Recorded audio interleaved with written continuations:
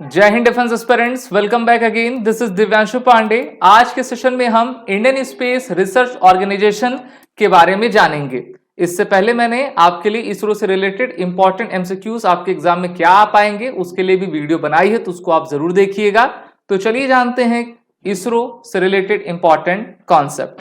जैसा कि हम सभी जानते हैं, पूरे वर्ल्ड में साइंस स्पेस टेक्नोलॉजी को बढ़ाने के लिए एक स्पेसिफिक ऑर्गेनाइजेशन का निर्माण किया जाता है। तो भारत की जो अंतरिक्ष संबंधित संगठन है उसका नाम है इसरो, अर्थात Indian space research organisation. Bharat जब आजाद हुआ तो भारत ने परिकल्पना की हमारा भी एक संगठन होना चाहिए और हम साइंस के थ्रू साइंस का डेवलपमेंट करके उसके पास पहुंचकर जो है मानवता को आगे आपका बढ़ा सके और ह्यूमन वैल्यूज को कैटर करने के साथ उनके जीवन को, मानवीय जीवन को हम किस प्रकार से सुगम बना सके, इस पर हमारा वर्क करना होगा। इस कारण से इसरो की स्थापना आपकी की गई है। ISRO space agency department of defence department of space Bharat सरकार के अंतर्गत आता है, जिनका मुख्यालय कर्नाटक की राजधानी बेंगलुरु में आपका लोकेटेड है। इनका विजन है to harness space technology for national development while pursuing space science research and planetary exploration। तो आप सभी को विजन इनका पता होना चाहिए कि हर संगठन का कुछ ना कुछ आपका विजन रहता है और बिना विजन के कोई भी संगठन नहीं रहता है। Antrix corporation limited is a marketing arm of the ISRO for promotion and commercial exploitation of space products, technical consultancy services and transfer of technology. और अभी की अगर हम देखें incumbent chairman of the ISRO तो 2024 में ही ये doctor Sridhar Somanath, doctor S Somanath. इससे पहले डॉक्टर के सिवान थे और अभी इसरो के चेयरमैन आपके डॉक्टर एस सोमनाथ हैं। इसी के साथ अगर हम बात करें कि इसरो इफेक्ट में कैसे आया, इसरो की स्थापना आपकी कब हुई, तो 1960 का दशक था। वैसे तो 1962 में जो है ये आ चुका था और 15 अगस्त 1969 में इनका नामकरण बदलकर इसरो कर दिया गया था। तो स्पेस रिसर्च की एक्टिविटी शुरुआत की गई थी under the leadership of the doctor Vikram Sarabhai ना, और इन्हीं को founding father of Indian space programme आपका कहा जाता है।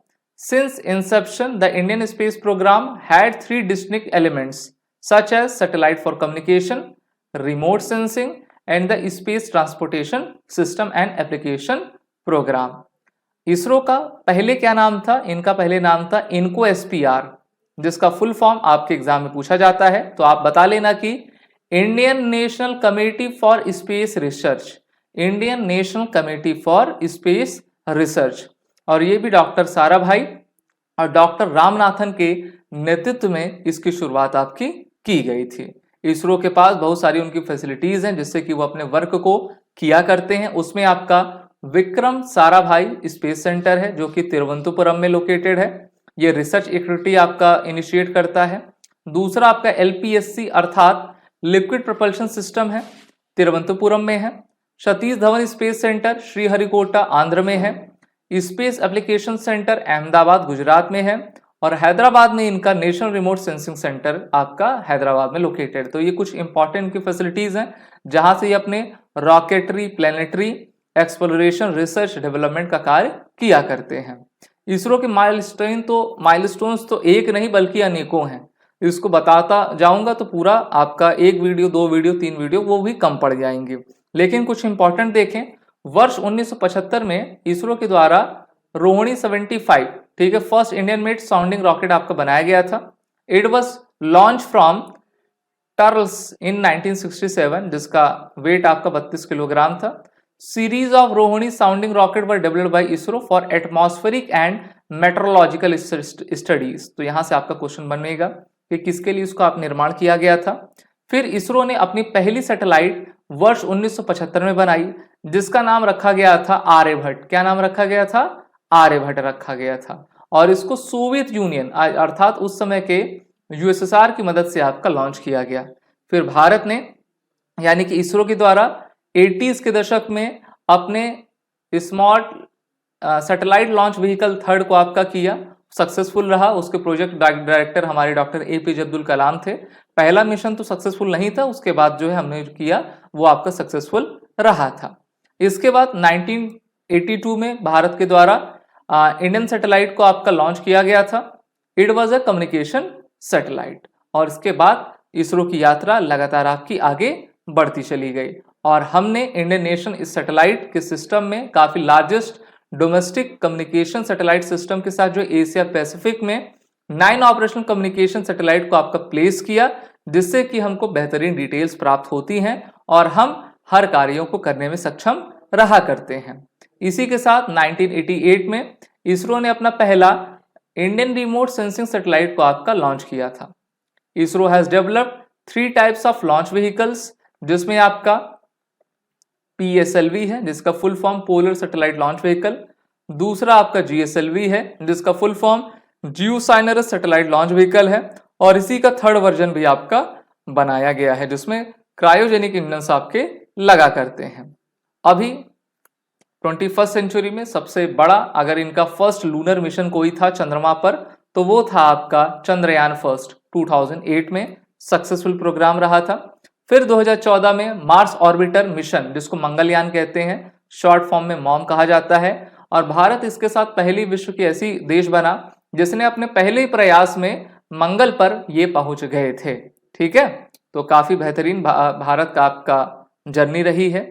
हमारी इसरो के पास scramjet supersonic combustion ramjet system है, इंजन है जिसके माध्यम से जो है इसमें हम हाइड्रोजन फ्यूल और ऑक्सीजन को मिलाकर atmospheric air as the oxidiser का प्रयोग करते हैं, और एडवांस टेक्नोलॉजी व्हीकल ATV के माध्यम से जो है एडवांस साउंडिंग रॉकेट्स को आपका करके सुपरसोनिक स्पीड को अटेन आसानी से कर पाते हैं। इन 2017 ISRO created another world record by launching 104 satellites in a single rocket. एक ही रॉकेट में 104 सैटेलाइट्स थी, उसको हमने लॉन्च कर दिया था GSLV के माध्यम से। तो ये भी काफी बड़ा मेजर अचीवमेंट आपका था। और भारत जो है गगनयान मिशन ना, आदित्य मिशन, इन सभी पर कार्य करती जा रही है। इसरो की मिशन की बात करें तो देखिए Indian national satellite programme for meeting telecommunication television broadcasting development application पर हम कार्य करते हैं। अभी जो हम बेहतरीन डेटा प्राप्त कर पाते हैं बिना लाइक किए हुए, तो वो सब इसरो की ही हमको देन है और हमारे साइंटिस्ट इनमें आपका लगातार लगे रहते हैं। न्यू स्पेस इंडिया लिमिटेड की बात करें जिसको शॉर्ट फॉर्म में NSIL कहते हैं, so it is a central public sector of government of Bharat जिसकी स्थापना 2019 में की गई थी। डिपार्टमेंट ऑफ स्पेस के अंतर्गत आता है। It is the commercial arm of the ISRO with the primary responsibility of enabling Indian industries to take up high technology space related activities. अब देखिए हमारे स्पेस साइंस में MSMEs आ रहे हैं, हमारे आपकी स्पेस साइंस में स्टार्टअप्स आ रहे हैं जैसे कि अग्निकुल हो गया, कॉस्मॉस हो गया, और भी अन्य हैं, वो भी उसका निर्माण आपका करते जा रहे हैं। इंडियन स्पेस एसोसिएशन की बात करें तो इंडियन स्पेस इंडस्ट्री को लेकर जो है ये कोलैबोरेट करते हैं। डोमेस्टिक और ग्लोबल कोऑपरेशन के साथ जो एडवांस कैपेबिलिटीज में स्पेस और सैटेलाइट टेक्नोलॉजी पर ये इनका वर्क आपका होता है। अगर हम कुछ रिसेंट मिशन देखें तो वर्ष 2023 में आपको याद होगा भारत ने चंद्रयान थर्ड मिशन सक्सेसफुल आपका कर लिया ना। इससे पहले 2019 में हमने चंद्रयान सेकंड किया था, लेकिन 98% वो सफल था, थोड़ा लैंडिंग उसमें आपका इशू हो गया था। तो भारत ऐसा पहला देश बना जो कि मून के साउथ पोल पर पहुंचने वाला पहला देश आपका बना। ठीक है, और जहां पर हम पहुंचे थे उस पॉइंट को हमने क्या कहा था, शिव शक्ति कहा था। और 2019 में जहां पे आपका गया था उसको हमने तिरंगा कहा। 2008 वाला जो चंद्रयान फर्स्ट पहुंचा उसको हम जवाहर शक्ति पॉइंट यहाँ कहा करते हैं। 2023 में ही इसरो ने आदित्य L1 मिशन आपका लॉन्च किया, और लॉरेंज पॉइंट जहां पर पृथ्वी और सन के बीच जो आपका ग्रेविटी लेस है वहां पर वो जाके सन की ऑब्जर्वेशन कर रहा है। तो ये भी मिशन हमारा सक्सेसफुल रहा है। अब भारत गगनयान मिशन की तरफ अग्रसर हो रहा है जिसमें क्रू मॉड्यूल में हम अपने 4 एस्ट्रोनॉट्स को भेजेंगे। उनके नामों की घोषणा कर दी गई जैसे कि group captain Prashant Nair, group captain Ajit Krishna, group captain Angad Pratap, wing commander Shubhanshu Shukla. और इसी प्रकार से इसरो ने कहा है कि हम अपना भारत स्पेस स्टेशन स्पेस में वर्ष 2035 तक आपका लगाएंगे और वर्ष 2040 में मून पर जो है पहला मिशन, पहला मैन्ड मिशन आपका भेजेंगे। तो आज आपने इसरो के बारे में जाना। क्लास अच्छी लगी तो क्लास को लाइक शेयर जरूर करिए और हमारे कोर्स में एनरोल होकर अपने आने वाले एग्जाम की तैयारी जरूर करें। WAR10 कोड का यूज कर लें जिससे कि आपको 10% का फ्लैट डिस्काउंट मिल जाए। जय हिंद। अगर आप एक डिफेंस एस्पिरेंट हैं और SSB interview, NDA, CDS, AFCAT जैसे एग्जाम्स के लिए प्रिपेयर कर रहे हैं तो आप एसएसबी क्रैक एग्जाम्स के कोर्स को चेक करना ना भूलें। आप हमारी लर्निंग एप्लीकेशन को गूगल प्ले स्टोर से भी डाउनलोड कर सकते हैं।